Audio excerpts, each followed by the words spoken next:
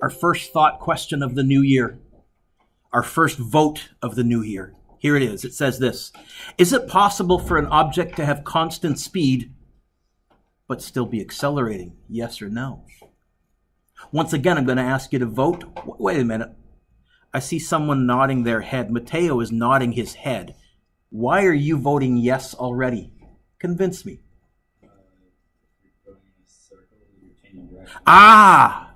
So if we are changing direction, like when you're moving in a circle. When you're moving in a circle, you can be going at a constant speed, but you're accelerating because you're changing direction. Velocity is a vector, and all vectors have both magnitude and direction. And since acceleration is defined as a change in velocity, you can accelerate in three ways: by changing your magnitude of the velocity, by changing the direction, or by both. We're not going to be looking at both. You really need calculus to deal with that. We'll look at a couple of unique situations where both are occurring, and you'll see why we can only handle it in certain instances. But for the most part, we're going to be talking about what's called uniform circular motion. You're going around in a circle at a constant speed, but not a constant velocity because your direction is changing.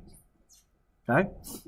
So for an object moving in a constant speed in a circle, so if we're moving at a constant speed in a circle, this is what we mean by uniform circular motion. Just in case you see that phrase, you'll know, oh, I can assume that the speed is constant. Its velocity is changing because its direction is changing. And if its velocity is changing, the object must be accelerating. And this is the most important fact to keep in mind. If you're moving in a circle, you are accelerating. If you're moving in a circle, you are accelerating. If you're moving in a circle, you are accelerating. And if you're accelerating, there must be a force. Follow that logic? And what we're going to be doing is deriving a circular acceleration equation, and then we're going to be using F equals ma, but the a is going to be not Vf minus Vi over t. It's going to be circular acceleration. But now winner minus loser is back, baby. We're going to be doing force equations again. To find the direction of the acceleration, there's two ways. The first way, you might recall last year and maybe even this year, I told you that our bodies can detect acceleration, but it's backwards. We have backwards accelerometers. When you hit the brakes, your body feels like it's getting thrown forwards, but when you're slowing down, which way are you accelerating? Backwards. Your body gets thrown forwards, you're accelerating backwards. When you step on the gas, your body feels like it's getting pressed backwards, but which way are you clearly accelerating? Forwards. When you're on the elevator and it accelerates you up, which way does your body feel like it's getting pressed down? Your body can detect acceleration, but it's backwards. Oh, was that your phone? Was that our first Timbits of the new year?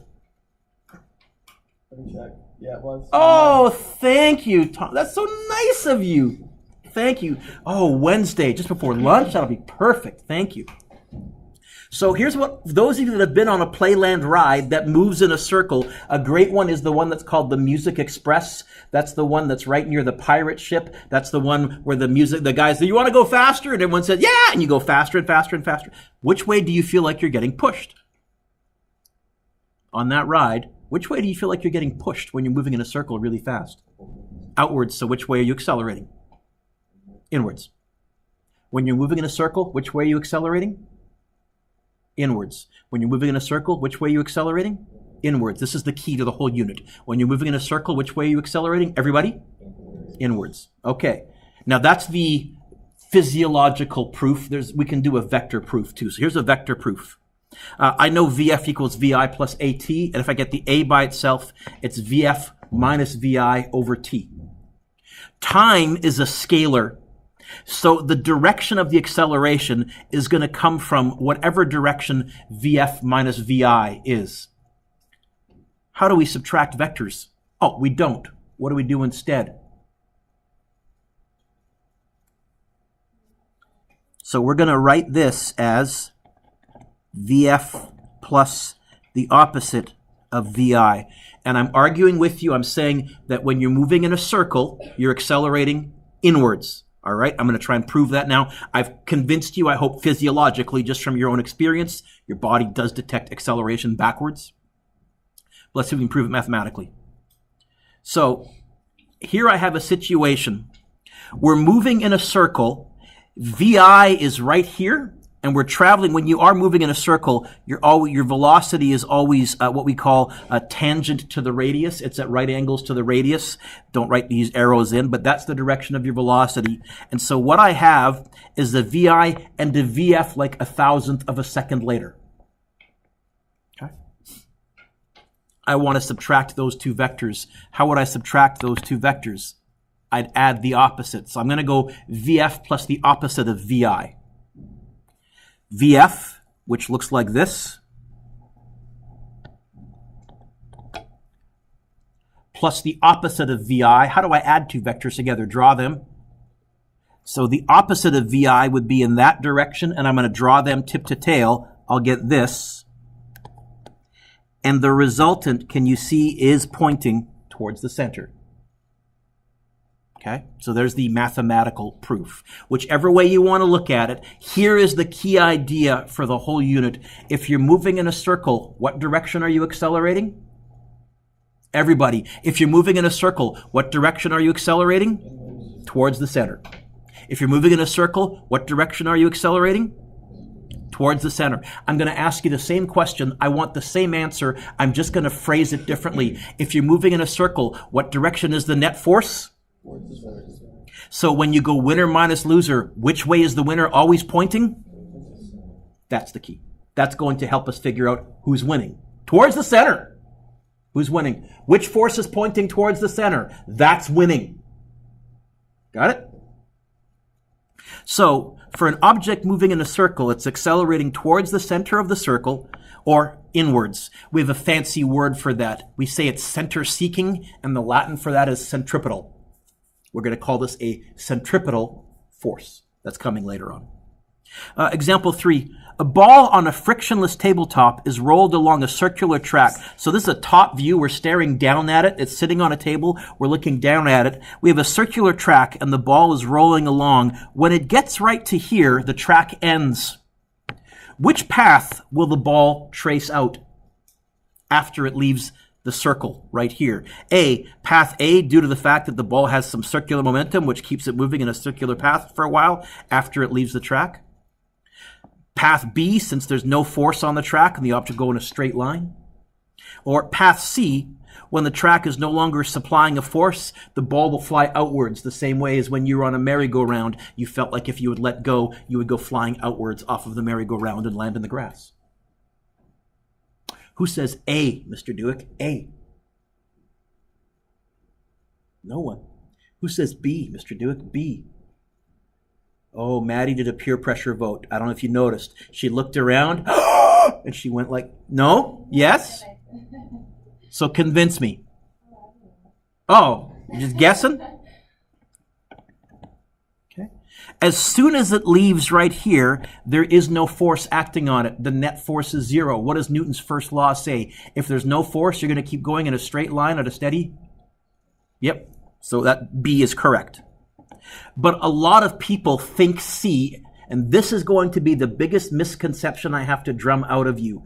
A lot of you think, because you've been on childhood merry-go-rounds, that there is a force pushing you outwards. There is no force pushing you outwards. There is no force pushing you outwards. Mr. Dueck, if I let go, I was going to fly outwards. You weren't actually going to fly outwards, and I'm going to convince you of that. See what I meant by a bunch of playground misconceptions I have to fix? Next page.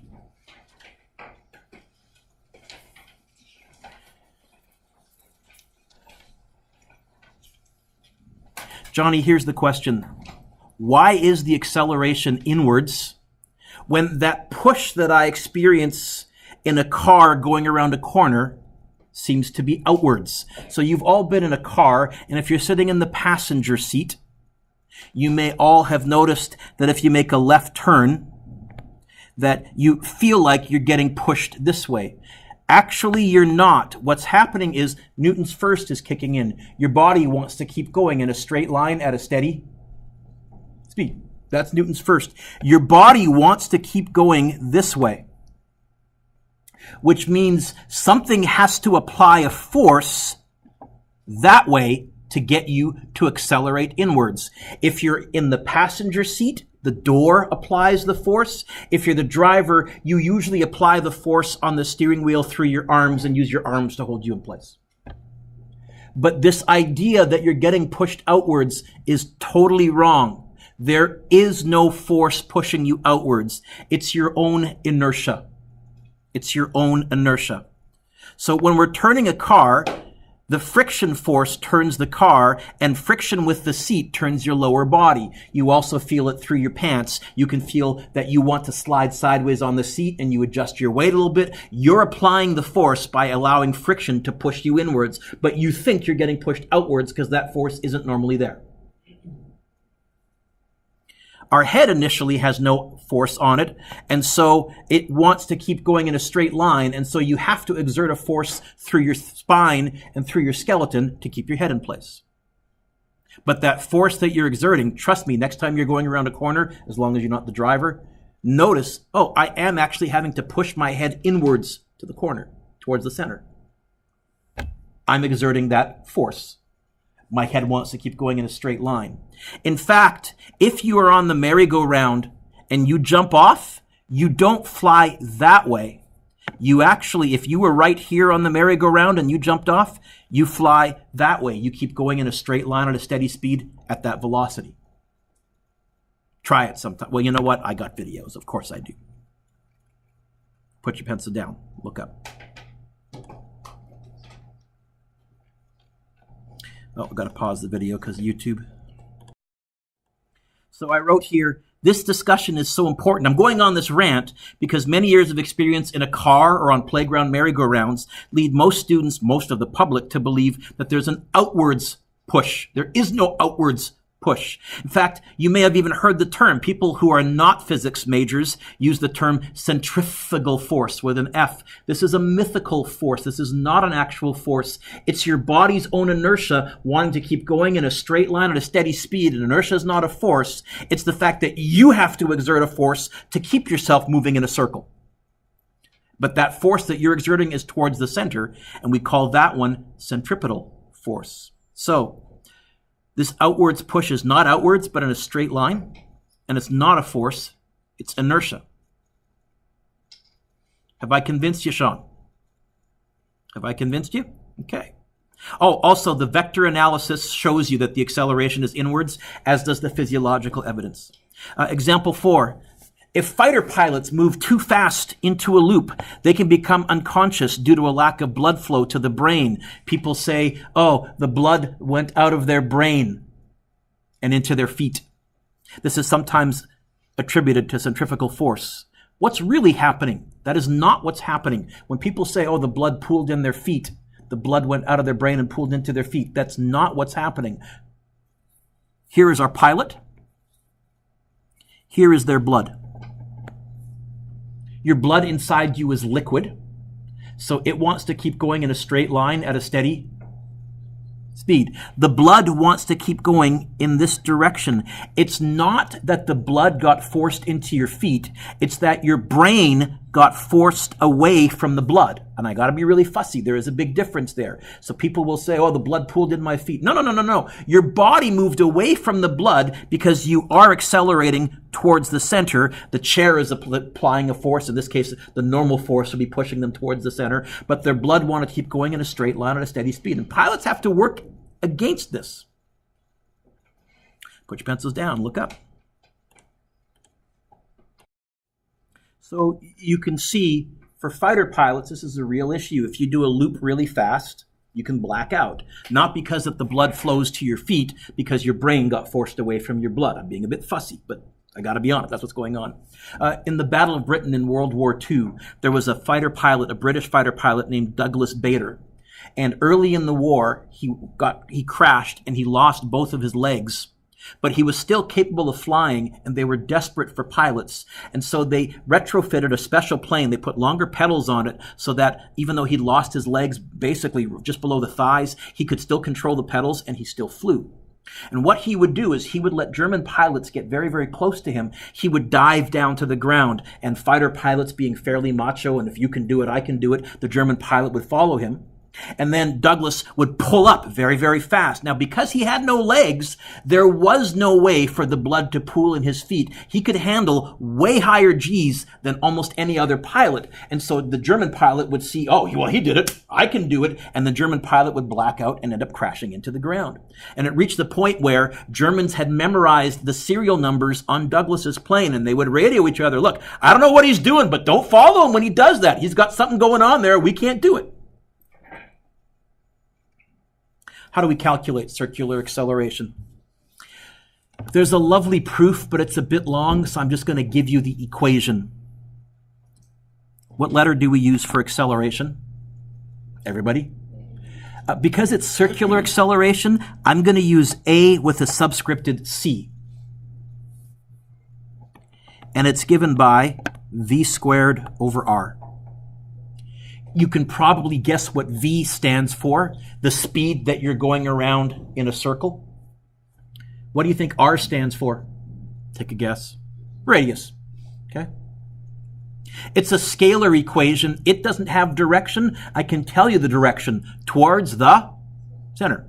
That's the direction. And that's going to depend on where you are in the circle. So, well, if you're on that side of the circle, center's that way. If you're on this side of the circle, center's this way. I don't know. But if you want me to give you a generalized direction, towards center.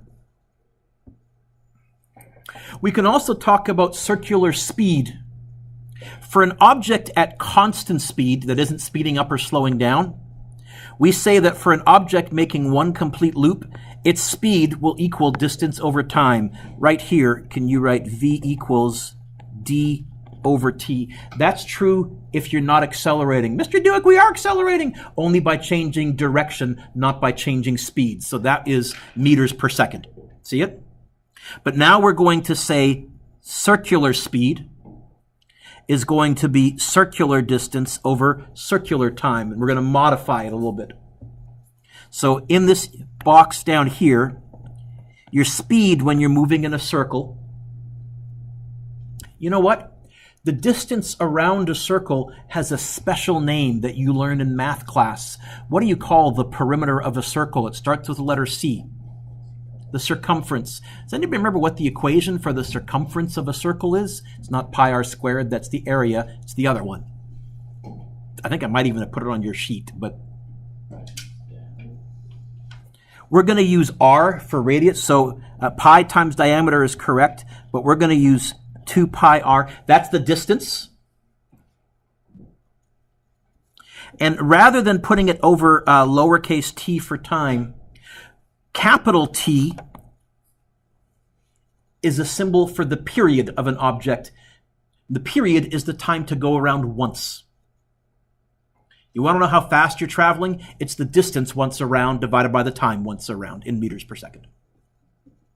Okay. That's your centripetal or circular speed. Later on, we'll use this, for example, to figure out how fast you need to be traveling in orbit. Because in orbit, you're moving in a circle. There also are elliptical orbits and other orbits, but we'll be looking at the simplest case, the circular case. Okay. So what's the period? The period is the time for one cycle or one revolution. That's the one at Playland when you're analyzing rides that move in a circle. That's the one that you'll get quite easily. You'll just pick somebody in the ride, start your stopwatch when they come past you the first time, stop your stopwatch when they come past you the second time. That's the period. There's a concept closely related to period. It's called frequency. Frequency is the number of cycles per second. Period is the number of seconds per cycle. Frequency is the number of cycles per second. Period is the number of seconds per cycle. And what that means is, since the units are reciprocals of each other, period and frequency are reciprocals of each other. The period is 1 over the frequency, and the frequency is 1 over the period. Period is typically measured in seconds per cycle, but we just say how many seconds. Frequency is typically measured in cycles per second, but we have a special name for that. And this is a new unit, but you've probably heard it before. In fact, I know you've heard it before. Frequency is measured in hertz. And 1 hertz is 1 cycle every second. 300 hertz, that means you're going around 300 times in 1 second. 5,000 hertz, that means you're going around 5,000 times in 1 second, which means it took you 1/5,000th of a second to go around once. Okay. Mr. Dueck, I've heard hertz mentioned like for Wi-Fi frequencies and cell phone frequencies. Do those move in a circle? They move in trig function waves, and so what they're talking about is the length of one wave. That's the period, and the frequency would be the reciprocal of that length, for what it's worth.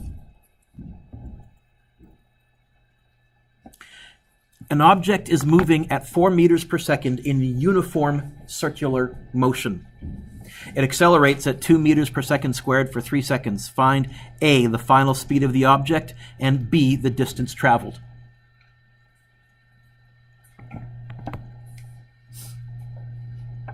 Johnny, what does A want me to find? The final speed of the object. Done. No, Mr. Dueck, there's an acceleration and there's a time. Shouldn't I have gone VF equals VI plus AT? Johnny, what 3 words did I underline? That means you're going at a constant speed. But there's an acceleration. Yeah, that acceleration is changing the direction. It's not changing the speed. This is very counterintuitive. When you're moving in a circle, all bets are off. Let's move into physics 12. We can't use our physics 11 stuff. And that means the distance traveled is just going to be speed times time. Not plus a half AT squared. Just speed times time, because you're traveling at a constant speed. The distance it traveled is going to be 4 times 3. It traveled 12 meters.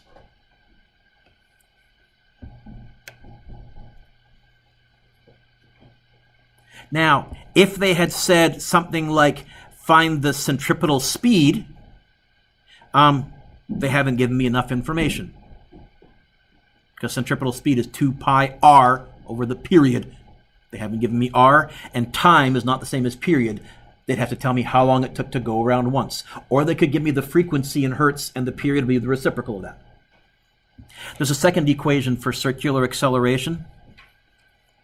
Since A is v squared over r, and v is 2 pi r over the period, I plug this into there.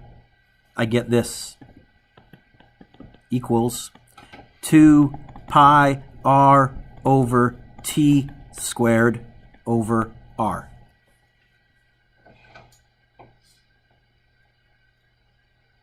Let's do a little bit of algebra. What's 2 squared? In your heads, please, for the love of God. Okay. What's pi squared? I'm just going to write pi squared. I get an r squared. Here I get a t squared. And there was an r down there, so there's still an r on the bottom right there.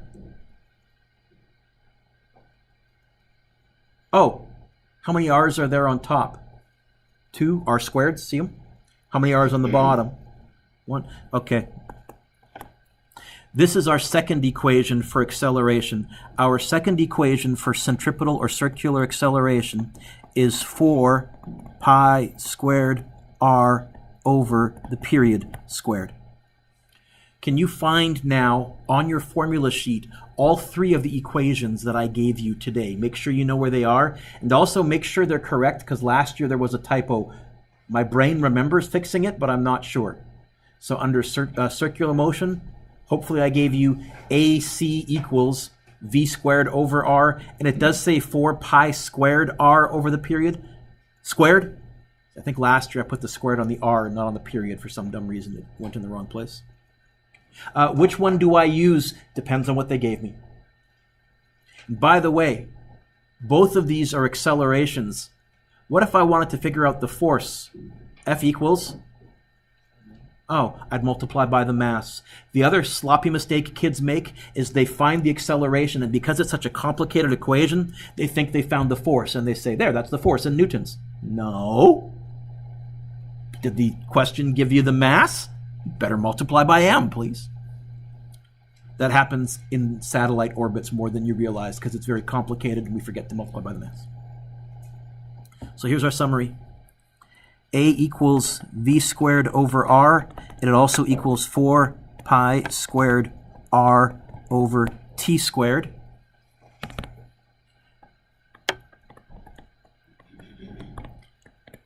Where t is the period in seconds.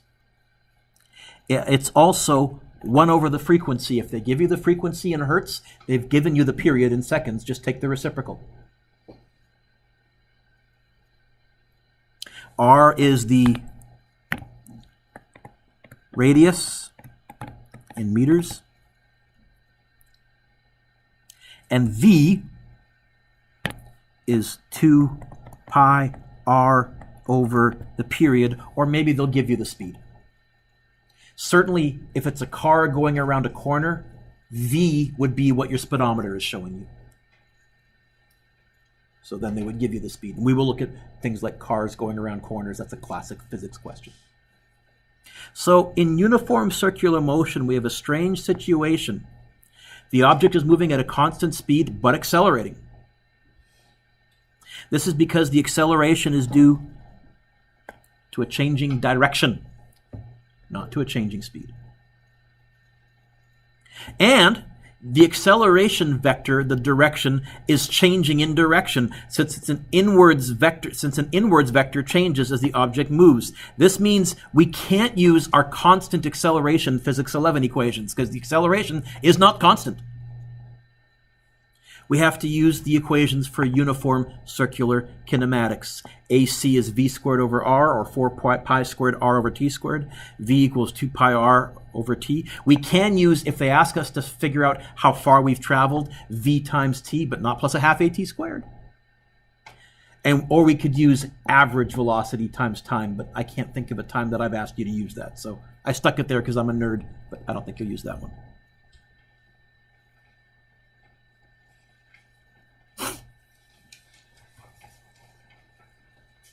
The Earth is currently rotating. Yes? Imagine through some kind of comic book cosmic catastrophe that the Earth instantly stopped rotating, but those of us that were on it maintained our centripetal velocity. We would all go flying into a wall due to our inertia. First question, which wall would we go flying into? North, south, east, or west? Figure it out.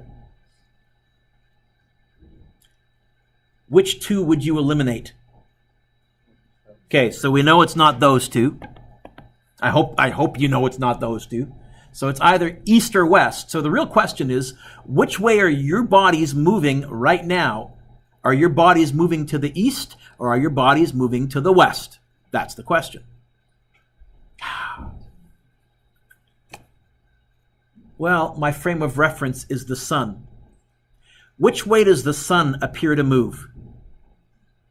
From east to west? So if the sun looks like it's moving that way, it's because the Earth is moving. Okay, so we would all go flying into that wall. Mateo, sorry, you're on the bottom of the pile. Maddie, sorry, you're on the bottom of the pile. We're all dogpiling. None of us would survive. But, okay, so, yes? Suppose we were right on the equator. How fast do we go smashing into the wall? What's this question asking us to find? Speed in a circle. This question is asking us to find centripetal speed. Okay. 2 pi. What R would that be? Radius of the? I wonder if that's on your blue sheet. You have a whole bunch of data on the back page of your formula sheet, and you're going to start to be using those during this unit and especially during the next unit. I guarantee I gave you the radius of the Earth. You don't need to memorize it. I find when we do orbits next unit, most kids end up memorizing it for that unit because they get sick of looking it up, which is the only reason you should memorize something, because you get sick of looking it up. It's 6 point, what is it? Times 10 to the, okay.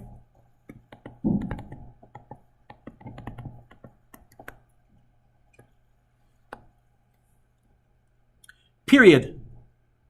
That's the length of time it takes the Earth to go around once. How long does it take the Earth to go around once?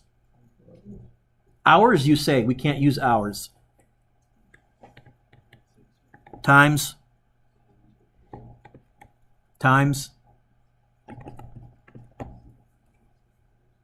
Could you get your calculator out right now, all of you? William, all of you? Yeah. You've probably noticed something, and I'm going to blow your mind. Are you sure you're ready? Can you, on your calculator, just go 24 times 60 times 60? Don't do anything else. Just go 24 times 60 times 60. What do you get? 86,400? Yeah. So if you look on your formula sheet, it tells us that that's the period of the Earth, right? On the formula sheet, it says that the Earth period in seconds is 86,400, right? On the formula sheet, it tells you that the period of the Earth is 86,400. Is that what it says? Does it say 86,400? Okay, so now we're going to read carefully. Mr. Dueck is going to ask the question again, and instead of nodding like little zombies, you're going to actually intellectually look at the numbers. What does your calculator say when you go 24 times 60 times 60? 86,400. What does the formula sheet say? 86,000. 100. What? Have you been lied to? Does the Earth not take 24 hours to go around? Because that's not the answer we got. Have you been lied to all of your life? I'll answer that question in a bit. Meanwhile, crunch this number. How fast would you hit the wall? I want all of you to try typing this in, because this unit, and especially in the next unit, you'll be doing the most complicated calculator typing of the year. And so I want you to learn how to type these into your calculator. So Sean's going to get his calculator out finally. And James has his calculator out. Yes? Type this in, please.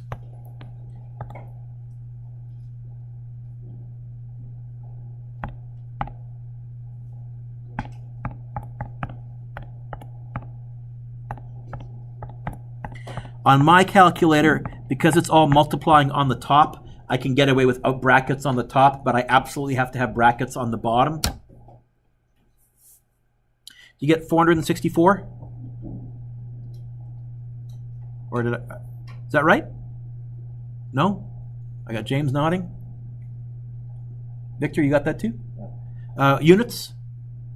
Now, if you didn't get that later on in class, call me and I'll show you how to use your calculator, because we need to figure out how our calculators work this unit, okay?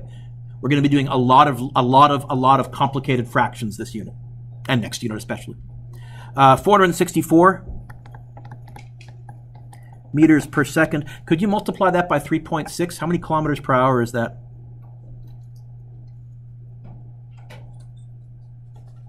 How many kilometers per hour? No, that can't be right. It's got to be in the thousands. So, is Maddie surviving? No. Is she that worried about the dog pile that would end up on top of her? That's the least of your worries. It's hitting the wall. Where on Earth would your preferred location be if such a disaster were to actually occur? Yeah.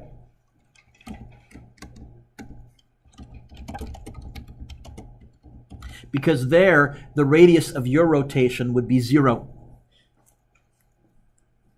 Okay. In fact, we do have a research station at the South Pole, or very near the South Pole. If this did actually happen, they probably wouldn't notice it, Their first hint would be that their radio communications weren't being replied to.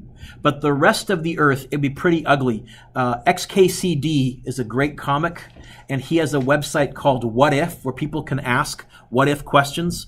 If you Google XKCD What If, first of all, it'll be a black hole of nerdiness you'll dive into. But somewhere on there, somebody did ask, what if the Earth stopped rotating instantly? And he dives completely into the wind speeds and which way you would hit and how much of the Earth would get removed just due to the ablative mass of debris scouring the Earth's surface. It's a nice dive if you're looking for a nice doomsday scenario with accurate physics. Mr. Dueck will now mention a bit about angular momentum and show you some cool demonstrations as well as an addictive toy. So the homework that I assigned was 1, 2, 4, 5, 7, 8, 9, and 10A.